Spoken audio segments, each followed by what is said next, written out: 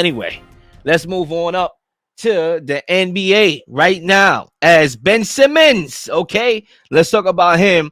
As you look at the bottom of your screen, what do you see? What should be our biggest takeaway after Ben Simmons returned to Philly last night? Zay, the mic is yours. His confidence was there. He was attacking. He was willing to make plays with his teammates. He was willing to go and dunk the ball. That was a huge issue. I mean, it was the issue before, but now he's more aggressive. And I think his game in Philly, playing in that stature, embracing the fans before the game. He was in the crowd taking pictures, signing autographs.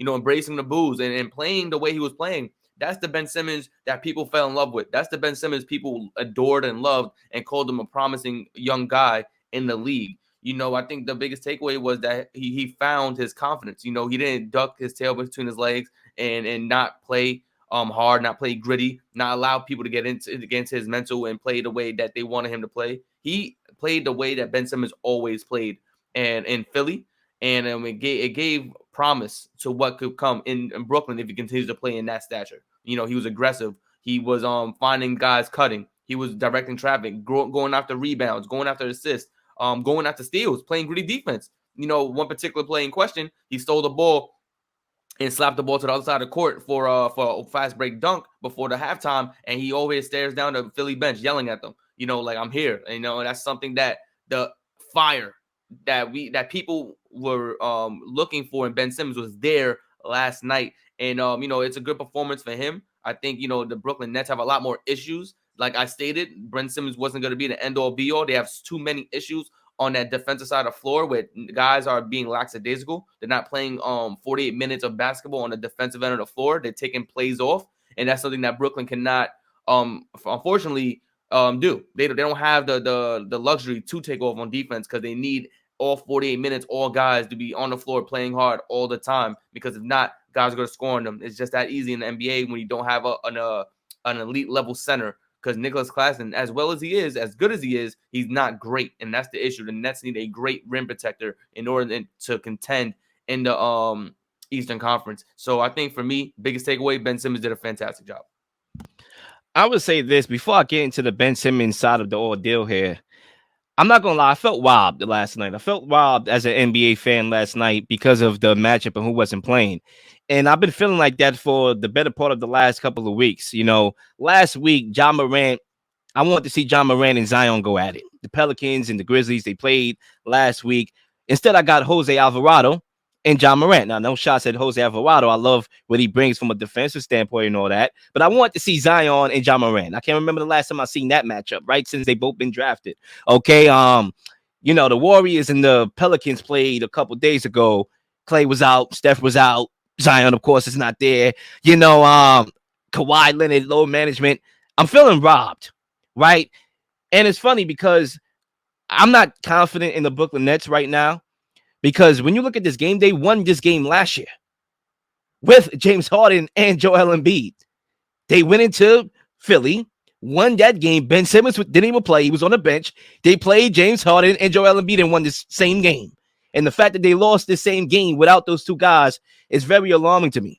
Now, as far as Ben Simmons, I agree. The confidence is the biggest thing when it comes to him in his game, right? That was his biggest problem, is the confidence. He always had the skill, right? Obviously, he has his limitations. He has his weaknesses. He has his strengths. Most people do.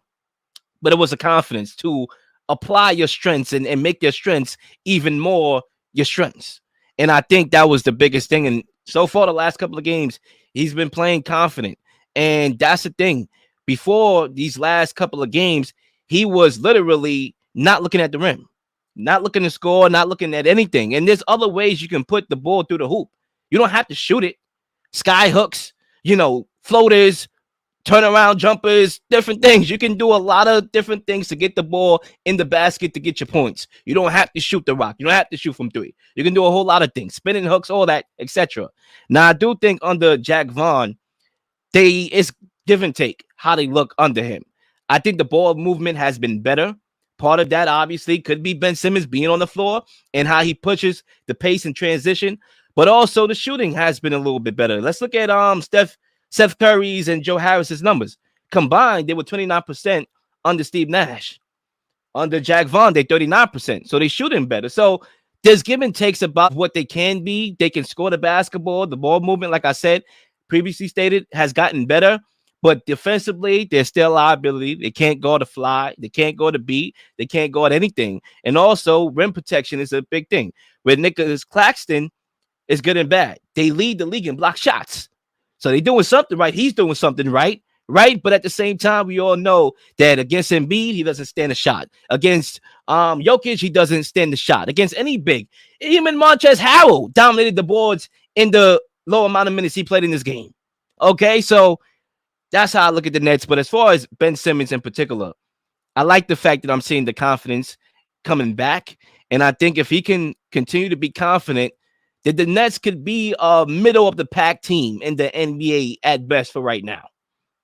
I think the biggest thing about Ben Simmons was that people reported was that he's afraid to shoot free throws. He's afraid to be at the line and stuff like that. I didn't see that in Philly. He was aggressive. He attacked. He wanted the ball in his hands. I saw, and that's something that's important. And hopefully he takes that with him for the duration of the season because his Nets team needs it. I think Kyrie and KD, as good as they are, I think they're starting to get low on gas. That you see they're slowing down little by little.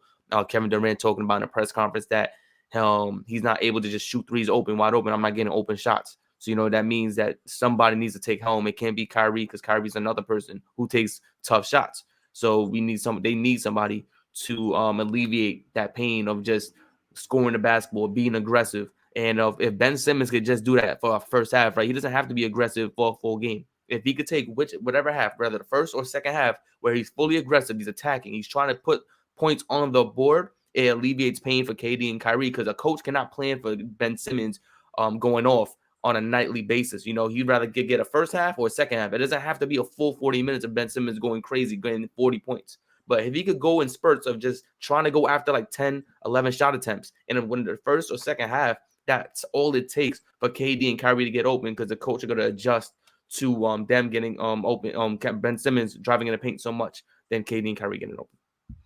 And you have shooters on the floor. So you do have the ecosystem to kind of optimize and maximize his limitations.